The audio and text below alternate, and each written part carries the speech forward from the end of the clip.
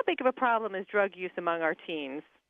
It's actually very serious. We have very high rates of abuse of licit and illicit substances among teenagers. What are the new trends in teen drug abuse you're seeing? We're seeing increases in marijuana use across all age groups in high school, and we're also seeing very high levels of abuse of prescription medications, particularly painkillers like Vicodin and OxyContin, and stimulant medications that are used for the treatment of attention deficit disorder like Adderall.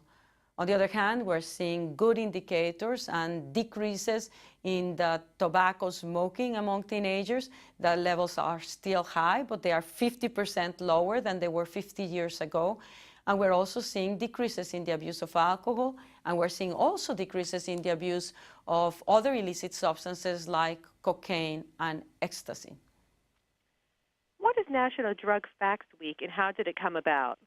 It came about because we realized that there was an enormous need for information that related to objective evidence about the effects of drugs and how they can influence the brain and what are the consequences of addiction and whether it can be treated or prevented.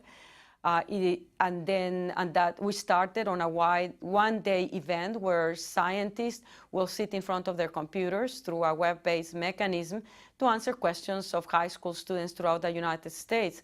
And we rapidly realized that it was insufficient to be able to address even 5% of the questions that were arriving. So we expanded the event to a one-week event, which also allowed us to address the dialogue with the parents and community members.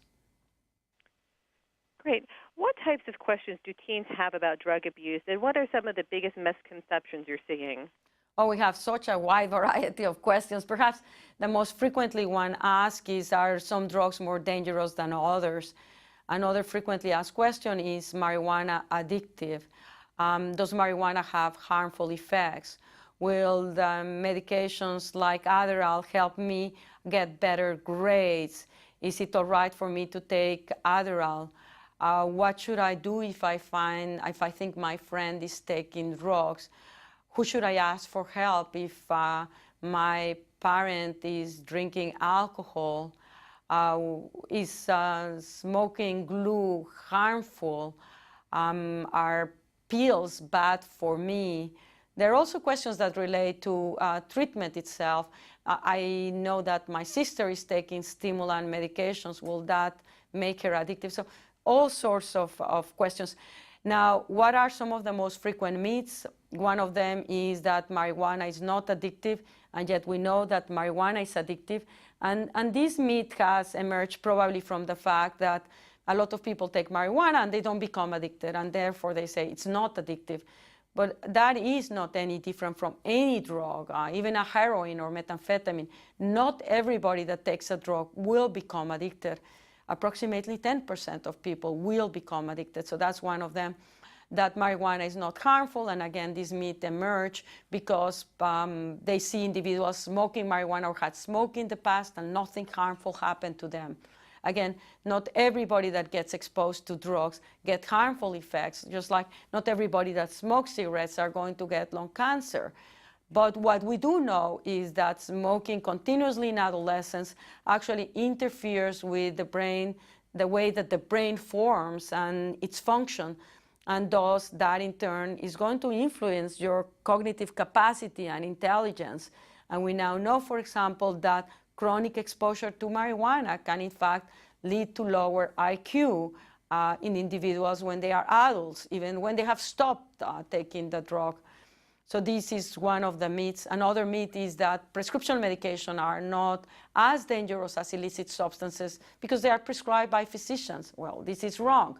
When the abuse of illicit substances outside the medical context can lead to addiction, and the addiction liability is as high as that of other illicit substances.